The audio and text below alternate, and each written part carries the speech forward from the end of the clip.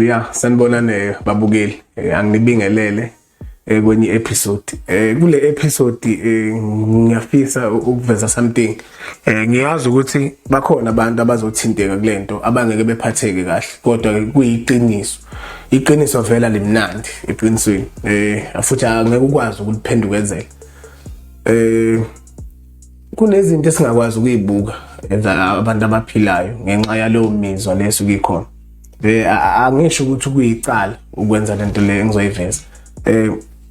Bosses bethu noma bomama bethu noma ingane zethu amantombazana. Mina ngokwami enganicela khona, ngiyanicela abantu balaba bangaphandle engeyona ama South African citizen. Ngingafisa ukuthi uma kuye ukuthi uzizwe umthanda, ungacabangeli ukuthi umthanda manje. Cabangela ukuthi okay ngoba uthandana naye, what if mhlawumbe kufika isigaba sokuthi ngiyamitha, ngizokwenza njani? Ngoba lapho awusacabangeli wena, socabangela nengane engase ibe khona, izalekele endaweni eright. Ubugebengu bungaka ngizonitshela iqiniso, ilento yokuzaleka egcineni ingane isibongo sayo ingasazi. Ingane kube ingane igcina iyahlupha, wena imizwa yakho ibi right naloya muntu obuthandana naye. Ubona ingane siyahlupha, ayikhuzeki ingane, ugebengu kungaka nje, iyenza icrime ngapha nangapha. Mina ngomunye wabantu ezintweni engasho ukuthi zikanjalo. Ngoba uma usubeka ingane emhlabeni, usuke usuyibekela ukuthi nakho la kufanele iqale ibhilonge khona.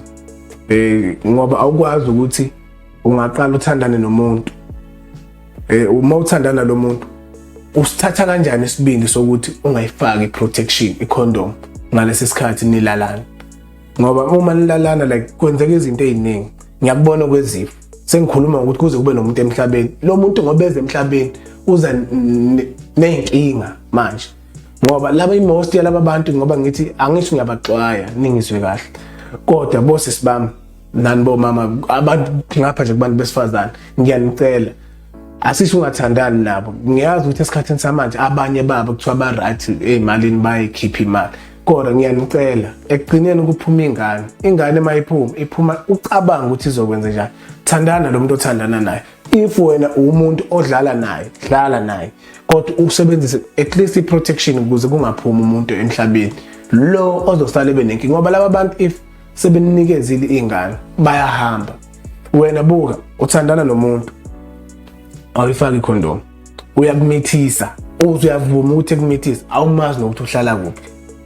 Noma yini akangayenza kuwena empi, awukwazi ukuthi ungamqala umcingo yomthatha ngakuphi. Ngoba mhlawumbe waseMozambique noma mhlawumbe wako phesheya kuphi la kakhona. So uma uthandana nomuntu awubheka ibackground yakhe, ubuka ingane ongasumithele yona ukuthi le ngane uma ummithele izoba kuliphi ikhaya, kuleli ikhaya la elikhona izophila kanjani. Ngiyazi inkanuko ikhona ukhalela umuntu ugcina uthi icondom ungayifaka. Angisho ukuthi nami angaze ngibe kuleso simo, kodwa sengifundile kusona, engifisa ukuthi ngaba into engavaleka. Uyabona nje nami into zokuthi eqinisweni ngoba ngithi ngwakamthetho isibongo sasekhaya komama. So ubaba vele nomama kaze beshade, so ngibhilonga ekhaya komama. Zonke izinto engizenza zingikhombe ekhaya komama. So maze ngikhombe ekhaya komama, kunezinto engathi kwanamhlanje engathi ngiyayixoxa ngami ngokuzala kwami ngize ngibe kulomhlaba. Engeke ngize ngiqede lo nkulumo le, engagcina ngifile ngenye indlela. So ngoba ngicela lento, ngicela ukuthi nami ngawumama wangizala nomuntu wangaphandle, lo muntu engakaze ngibe naye full time, engicabanga ukuthi ngaba naye impilo yami naye, hayi ngisho ayikota impilo yami, but isikhathi esincane. So umzima engibhekane nakho mina kuleso simo, akubanga right, angakufisela omunye umuntu. Kodwa bona babe babili bethokozele ukuthi no, bathandana bazokwenza lento abayenzayo.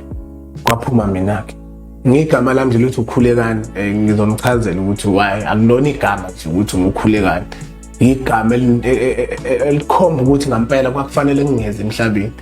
So ngagcina ngifikile-ke ngenkani. So ngiyanicela bantu base South Africa, kakhulukazi nina abantu besifazane, ngiyacela ukuthi niyibheke into eniyenzayo. Angisho ukuthi ningathandani nabo ngoba ngiyahlapha omunye umuntu uzothi hayi suka ngoba nakho ngingaqonde na ubona babandlulula plus babandlulu singabantu singama human beings sonke, so akekho umuntu okufanele bandlululeke. Umuntu mayela eSouth Africa ngimthatha njengelunga lomndeni wase South Africa, so kodwa qaphelane ekujoleni kweni nabo.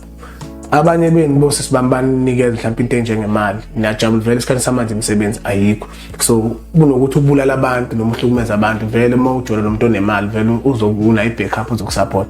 But ke kuleyo process leyo awuzama ukuthi whatever yenza nayo kungaphumi ingane ezoba uhlupho ekugcineni, ngoba uma ungahlehla manje ulandelela bonke abantu abagangayo intsha ehluphayo igcine kwama usujayilandela abazali bayo baqondile abaphelele abaqondene bangapha.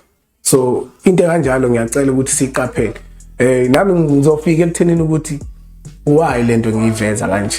Omunye umuntu uzothuka ukuthi lo muntu wakhuluma ngecrime mhlambe naphambili waveza into zokuboshwa ini nama drugs nokuganga. Sekuhlangana naphi manje indaba zomjolo. Ngizokutshela kodwa indaba zomjolo nabantu bangaphandle ukhuluma ngalo muntu oyimina kahle nezinto engibhekane nazo nobumzima namanje engisahamba ngaphansi kwakho engicabanga ukuthi omunye umuntu ngeke eze survive ezofika la ngifike khona mina kulobumzima engeke ngabhekana nabo. So ilokho engakubeka njengamanje sizobuya ne-episode elandelayo. Lo episode ngizocela ukuthi ngikhulume ngegama lami ukuthi lifika kanjani. Ngifuna ukuhamba naye ngihlehle nayo lento ukuze nizoyibona ukuthi why ngithi abantu bangaphandle fanele kube nendlela engingenza ngayo kodwa engeke izifake ukuthi igcine ukuphuma ingane. Makuphuma ingane akube ukuthi iphuma ngendlela ehlelekileyo not engahlelekileyo.